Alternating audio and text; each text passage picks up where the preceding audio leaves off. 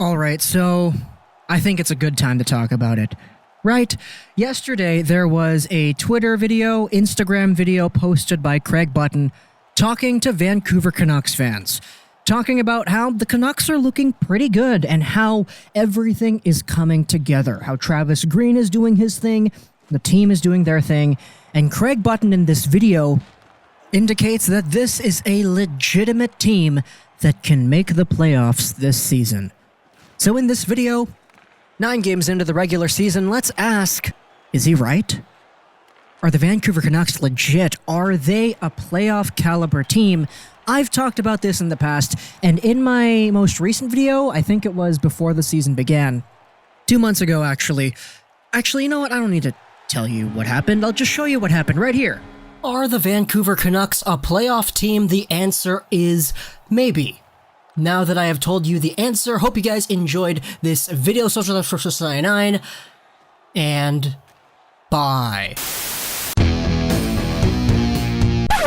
Alright, I guess I'll go in depth. Maybe is a boring answer. It's an answer that everybody can give out, and it's something that I don't think anybody will disagree with, because there's no real identity within the Vancouver Canucks that makes people say, yeah, they are a playoff team, or that makes people say, no, they're definitely not a playoff team. Because one thing's for sure, they are definitely closer to the playoffs this year than they were at the start of last season, just because of the new additions that they've made to the team, and overall, the development of the players that they've already had in the past. Yeah, so that's pretty much everything that I went through, and as you can kind of tell, yeah, I'm using a different microphone. I recorded that video at home. I'm recording this video at school, so I'm using a different setup entirely. But the answer was maybe. That's what I said at the beginning, and I said that the Vancouver Canucks were in a position where if they made the playoffs, I wouldn't be surprised, but whether or not they would as a guarantee, I didn't have the answer to that.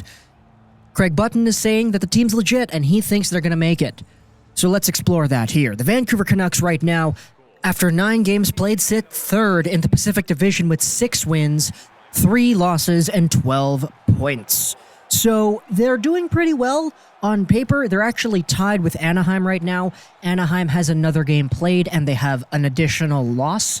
So Vancouver has overtaken them in the standings.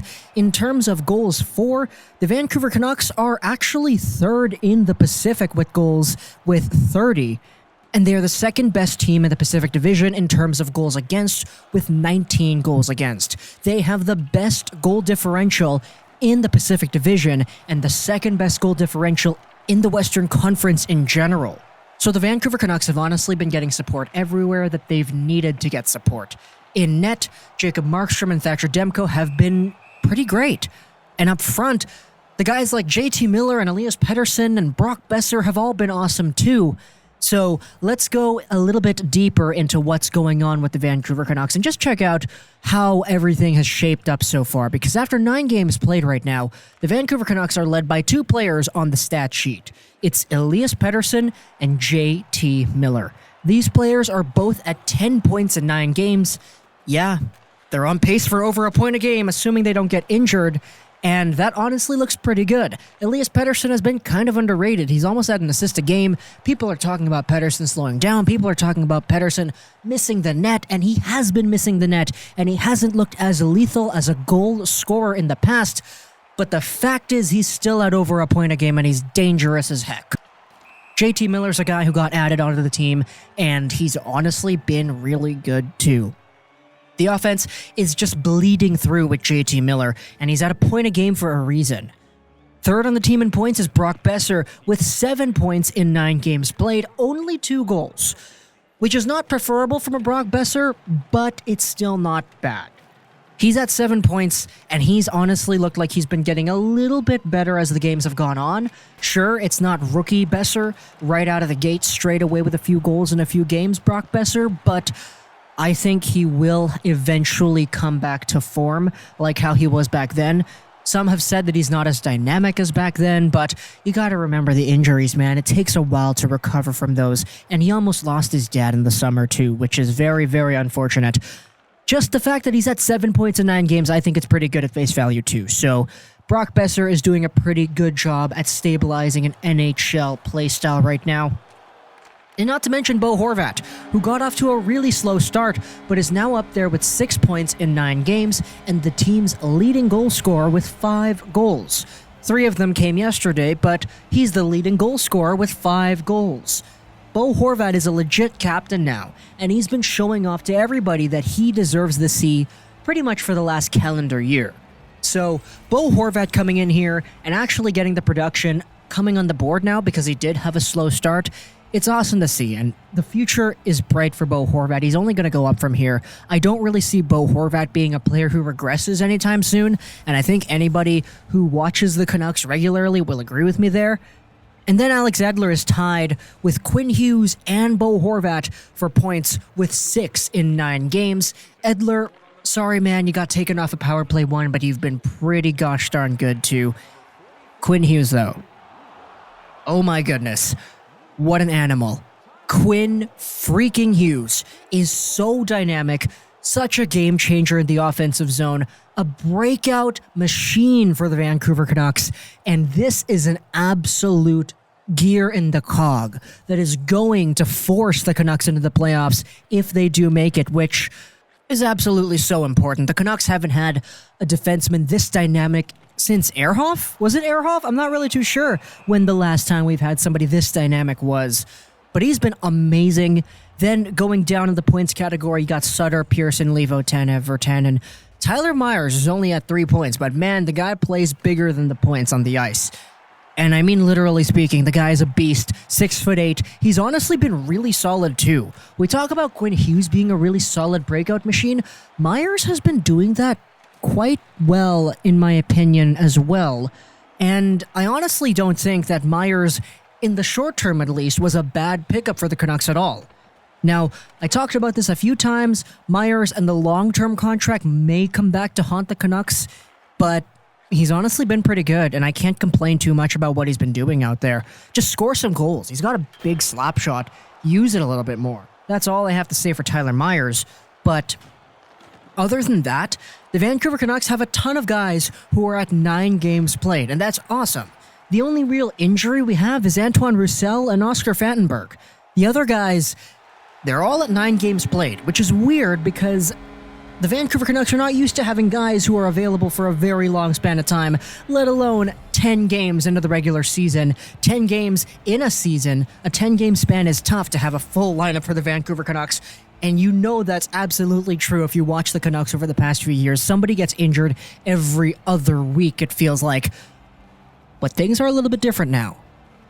And in net, Jacob Markstrom and Thatcher Demko. Oh my goodness. Demko's at a 1.64 goals against average and a 9.43 save percentage. Markstrom, it's a 2.15 goals against average and a 9.33 save percentage.